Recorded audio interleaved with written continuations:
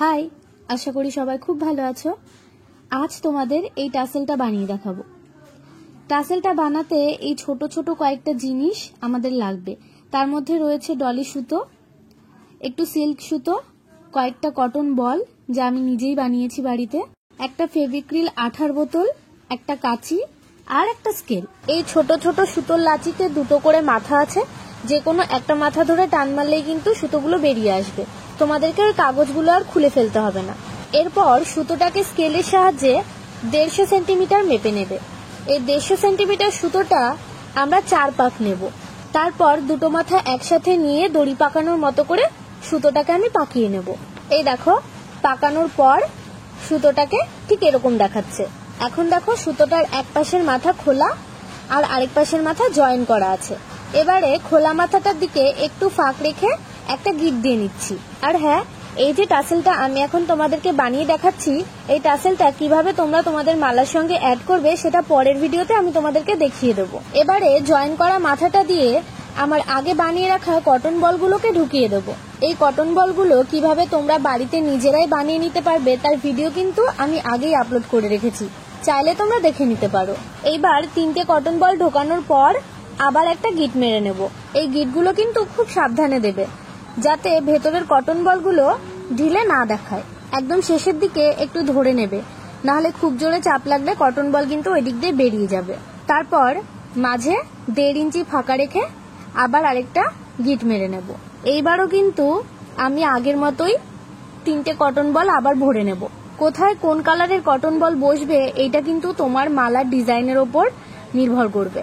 এই দিকের কটন বলগুলো যাতে নড়াচড়া না করতে পারে সেই জন্য এই মাথাতে আরেকটা গিট দিয়ে দেবো। এইটা কিন্তু টাসেলের ভেতরের দিকটা কমপ্লিট হলো, মানে যেটা মালার সঙ্গে আমরা অ্যাড করব। এবারে চলে যাব একদম শেষের মাথায়। সেখানে আবার 1 ইঞ্চি মতন সামনে রেখে ভেতরে গিট দিয়ে নেব। তারপর সেখানে আবার কিন্তু আগের মতোই আমি 3টে কটন বল ভরে নেব। শেষের 3টে কটন বল ভরে দেওয়ার পর দেখবে একদম অল্প তোমাদের জায়গা থাকবে, সেখানে একটা লম্বা ফুল গোছা হবে।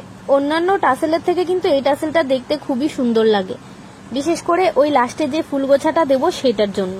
এই ফুল গোছাটা বানানোর জন্য আমি আমার হাতের মধ্যে এইভাবে সুতো পাকিয়ে নেব। তোমরা চাইলে কোনো কার্ডবোর্ডের ওপরেও কিন্তু পাকাতে পারো।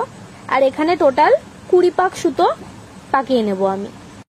এবারে সুতোর যে কোনো একটা সাইড কেটে টাসেলে বেঁচে যাওয়া ওই শেষের ছোট্ট অংশটা দিয়ে সুতোটাকে ভরে নেব।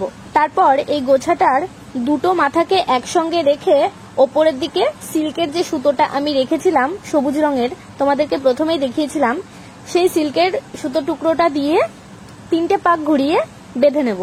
আর আমি এখানে সিল্কের সুতোটা ব্যবহার করছি, তোমরা চাইলে এই কটন বল আমি যেসব সুতো দিয়ে বানাই মানে ডলি সুতো সেটাই কিন্তু ব্যবহার করতে পারো। এই সিল্কের সুতোটা কাটার পর দুটো মাথা এমন ভাবে কি বলবো অগোছালো হয়ে যায় যে দেখতে ভীষণ বাজে লাগে। সেই জন্য ওই দুটো মাথাকে আমি আবার দুপাশে আঠা দিয়ে সুন্দর করে বসিয়ে দেব। তারপর দেখবে মাথা দুটো আর একদম অগোছালো দেখাচ্ছে না। আমি তো এখানে ফেভিক্রিল আঠাটা ইউজ করেছি, তোমরা চাইলে কিন্তু ফেভিকলও ইউজ করতে পারো। এই দেখো, এমন করে দুটো মাথাকে দুপাশে বসিয়ে দেবে, যাতে দেখতে আর অগোছালো না লাগে। কটন বলগুলো বসানোর আগে এবং পেছনে দুপাশেই কিন্তু আমরা গিট বেঁধে নিয়েছি।